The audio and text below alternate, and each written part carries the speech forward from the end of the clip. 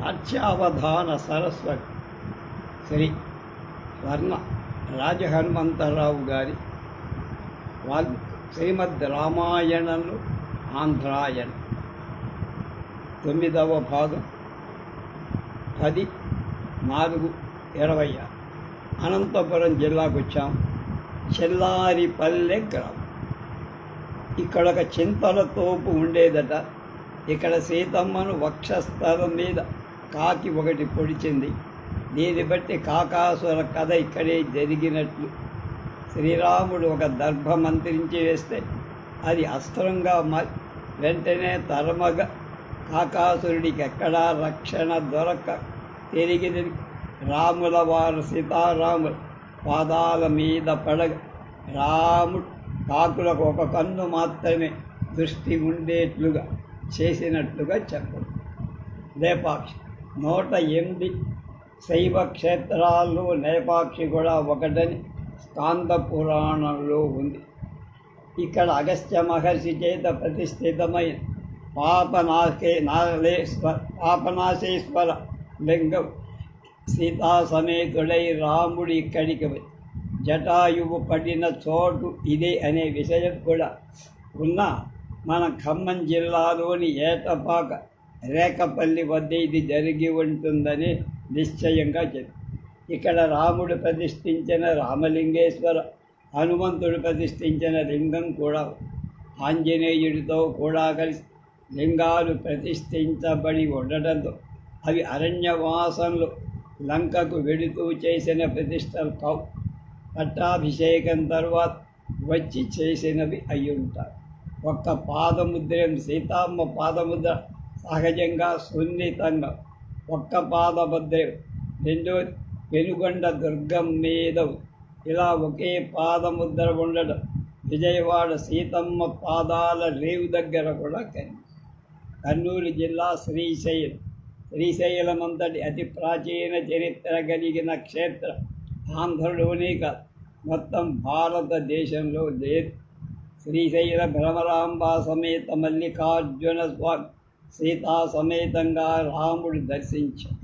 ఆ దర్శనం సామాన్యమైన మొక్కుబడి శాస్త్రం నిర్దేశించిన విధంగా క్షేత్ర సంప్రదాయానుసారంగా శ్రీశైల క్షేత్రాన్ని దర్శించడం అంటే కిందగా శ్రీశైలానికి వెళ్ళటమా కాదు. ప్రదక్షిణ విధిని దర్శనం చెయ్యి. ప్రదక్షిణ విధి పాటించడం అంటే కేవలం గుడి చుట్టూ తిరగటం కాదు. శ్రీశైలాన్ని ప్రవేశ ద్వారా వాటిలో కూడా ఏదో ఒక ప్రదేశం ద్వారా ప్రవేశించటంగా 8 ద్వారాల చుట్టుకుంటూ ఒక్కొక్క ప్రదేశం ద్వారా దగ్గర ఉన్న తీర్థాలు ఆ ప్రదేశాలలో కొలువు తేరి ఉన్న క్షేత్ర దేవతలను దర్శిస్తూ శ్రీశైల ప్రధాన క్షేత్రంలో ప్రవేశించాలి. ఇది మళ్ళీ 2 ఒకటి పద్మ ప్రదక్షిణం, రెండవది రామ ప్రదక్షిణ. మొదటి పద్ధతిలో పద్మంలోని రేకుల్లాగా ఒక్కొక్క ప్రవేశ ద్వారం అక్కడి తీర్థక్షేత్రాలు దర్శించి శ్రీశైలానికి వచ్చిన స్వామి. మళ్ళీ రెండవ ప్రవేశ ద్వారం అక్కడ సిద్ధక్షేత్రాలు దర్శించి శ్రీశైలం రావాలి. అంటే మొత్తం శ్రీశైలానికి 8 సార్లు వచ్చి దర్శనం చేస్తే కానీ ఈ దర్శన విధానం కాదు. అలా బ్రహ్మ చేశాడని చెప్తారు. రెండవ ప్రదక్షిణ పద్ధతికి రామ ప్రదక్షిణ పద్ధతి అంటే ఆ విధమైన నియమం రాముడి వలననే ఏర్పడిందని అర్థం. ఈ పద్ధతిలో మొట్టమొదటి ఉత్తర ద్వారం ప్రదక్షిణ ప్రారంభం చేయాలి. ఉత్తర ద్వారం మహబూబ్ నగర్ జిల్లా అచ్చంపేట మండలంలో ఉమామహేశ్వర్. అక్కడున్న ఉమాసహిత మహేశ్వరుడు సందర్శించి అక్కడున్న తీర్థాలలో స్నానం చేసి అక్కడ క్షేత్రాలలో కొలువు తీరి ఇతర దైవాలను దర్శించి ప్రధాన ద్వారంలో 5 రోజుల చొప్పున, ఉపద్వారాలలో 3 రోజుల చొప్పున ఉపవాస దీక్షతో ప్రదక్షిణం చేస్తున్న కాలంలో శివదీక్షా నియమాలు పాటించాలి. అంటే శరీరాన్ని విభూతి పూసుకొని శివ పంచాక్షరి చేస్తూ తిథివార నక్షత్ర పర్వదిన నియమాలను పాటిస్తూ ప్రదక్షిణలు చేయి. మొదటి ప్రవేశ ద్వారం ఉమామహేశ్వరం అయితే రెండవది ఈశాన్య దిక్కులో ఉన్న ఏలేశ్వరం. ఇది నల్గొండ జిల్లాలో. ఇక్కడ కాత్యాయని సమేత ఏలేశ్వరుడు, ఇంకా హాటకేశ్వర, నీలకంఠేశ్వర, రససిద్ధేశ్వర ఆలయాలు, విష్ణాలయాలు దర్శించి రాముడు వీటినన్నీ దర్శించారు. కానీ నాగార్జున సాగర్ నిర్మాణం వల్ల ఇప్పుడు ఈ క్షేత్రం లేదు. ఈ విధిలో మూడవదైన తూర్పు ప్రదేశ ద్వారం త్రిపురాంతం. స్వామి త్రిపుర సుందరి సమేత త్రిపురాంతకేశ్వర్. ఇక్కడ మొత్తం 30 పైగా తీర్థాలను క్షేత్రాలను దర్శించి నాలుగవది అయిన ఆగ్నేయ దిక్కులో సోమశిలలో ఉన్న కామాక్షి సహిత సోమేశ్వరుణ్ణి, ఇంకా స్వామి చేత ప్రతిష్ఠింపబడి శివుణ్ణి దర్శించాలి. ఇది నెల్లూరు జిల్లాలో పెన్నా నది ఒడ్డున 5వ ద్వారం దక్షిణ దిక్కులో సిద్ధవట. ఇది కడప జిల్లా. ఇక్కడ స్వామి సిద్ధేశ్వర్ 33 తీర్థక్షేత్ర దేవతలతో పెన్నా నది ఒడ్డున కొలువు తీరు. 6వది నైరుతిలోని పుష్పగి. ఇక్కడ కూడా పెన్నా నది తీర కడప జిల్లాలో త్రిమూర్తులు కొలువు తీరిన క్షేత్రం. ఇంకా 10 సంఖ్యలో కొలువు తీరి ఉన్న ఇతర క్షేత్ర దర్శనాలు చేయి. 7వ ద్వారం పడమట దిక్కులో అలంపురం. అష్టాదశ శక్తులలో ఒకరైన జోగులాంబ బ్రహ్మేశ్వరుడు ఇక్కడ కొలువు తీరు. ఇక్కడి నవబ్రహ్మాలయాలు. ఉమాదేవి సహిత మహేశ్వరుడు అర్ధచంద్రాకార పర్వతంపై కొలువు తీరి. ఎగువన మరొక చతుర్భుజ ఉమాదేవి దుందుభిసాగర తీర్థం. ఉత్తర ద్వారంలోని పేరుతోనే పడమటి ప్రదేశ ద్వారంలో ఒక స్వామి కొలువు తీరి ఉండడం విషయం. ఇది కూడా మహబూబ్ నగర్ జిల్లాలోని.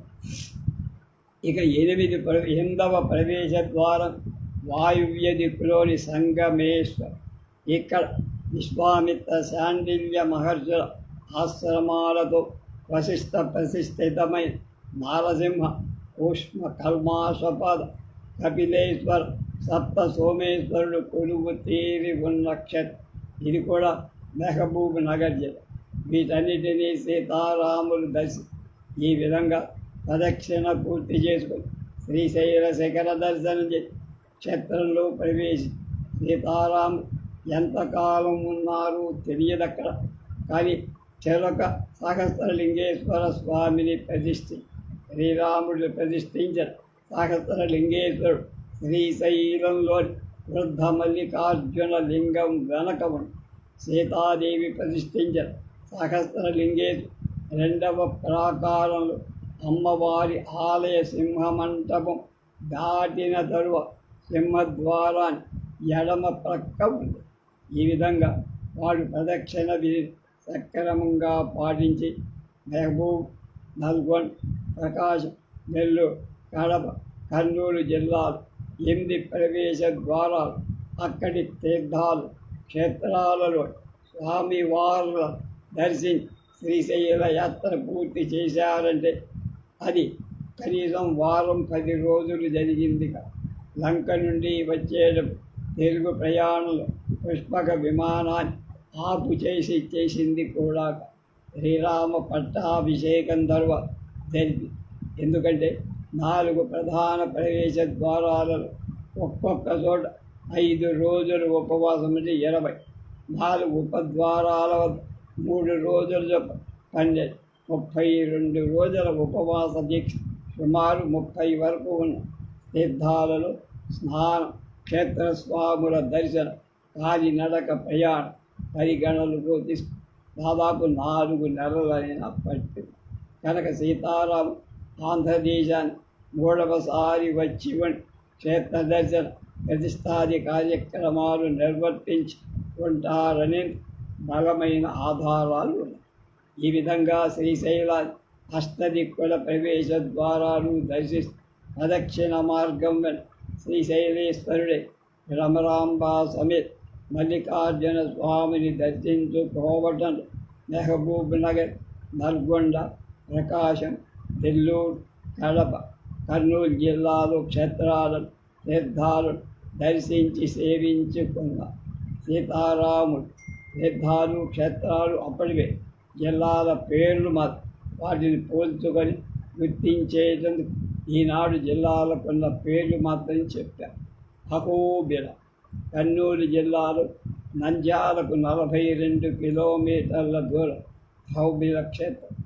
ఆళ్లగడ్డ నుండి అహరోబల క్షేత్రం దర్శించుకునే మార్గం.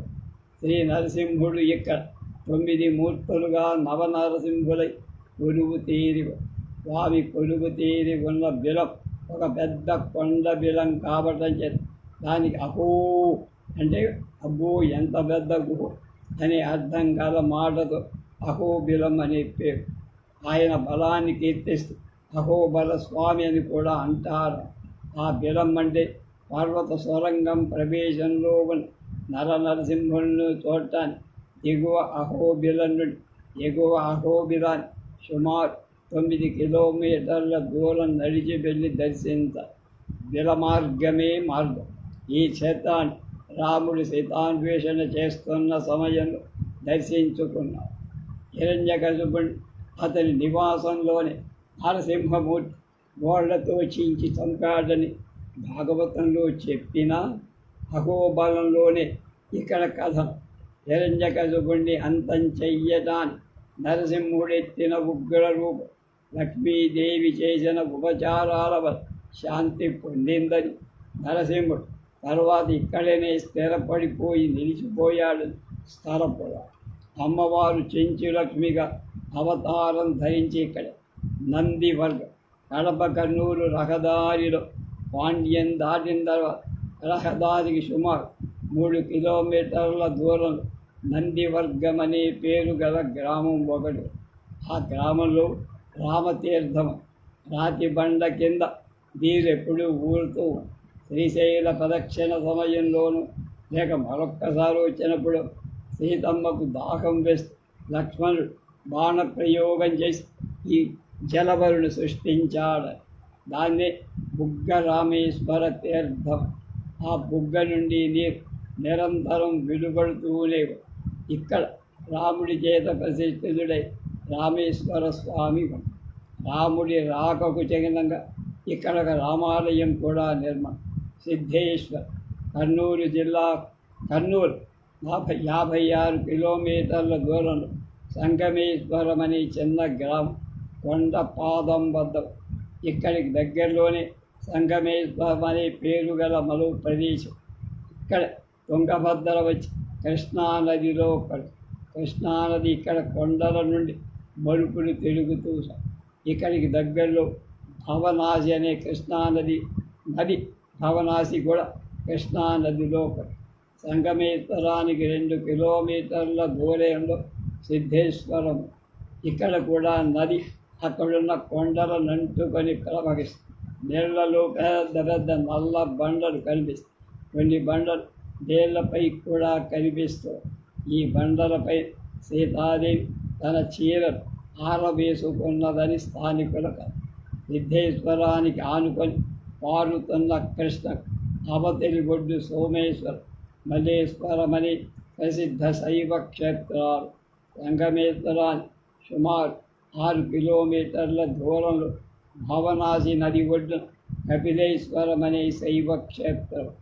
ఈ విధంగా ఉన్న సంగమేశ్వర, సిద్ధేశ్వర, సోమేశ్వర, మల్లేశ్వర, కపిలేశ్వర స్వాముల పంచలింగాలని వీటిని రాముడు దర్శించినట్టుగా పై ఆధారం వల్ల మనకు తెలుస్తుంది. మహబూబ్ నగర్ జిల్లా అంటే మన ఆంధ్ర అయిపోయిన తెలంగాణ. శ్రీరాముడు శ్రీశైల ప్రదక్షిణ మార్గం వెళ్ళి శ్రీశైలేశ్వరుని దర్శించుకున్న మహబూబ్ నగర్ జిల్లాలో కొన్ని ప్రదేశాలు దర్శించారు. అవి కూడా రాముడు దర్శించుకున్న 10 ప్రదేశాలు. చాగధ్వన శవనకుడనే మృషి శివుడి గురించి ఘోర తపస్సు చేయి శివుడు ప్రత్యక్షమై వరమిస్తాను కోరుకో. అప్పుడు శవనకు శివదర్శనంతో భవబంధాలు తొలగిపోయాయని ముక్తి నిమ్మంట. అందుకే పరమేశ్వరుడు అంగీకరి తన వైభవాన్ని వివరిస్తూ కొంతకాలం జీవించాలని శవణుణ్ణి ఆదేశించి అక్కడే ఉన్న రాతి మీద శివలింగ ప్రతిష్ఠ చేసి రామలింగేశ్వరుడని పిలవమన్నారు. అక్కడ ఒక గ్రామం వేసి అది శవనధ్వన అని పిలువబడి తర్వాత శివుడు అర్థం శవనకుడు శివ ఆదేశాన్ని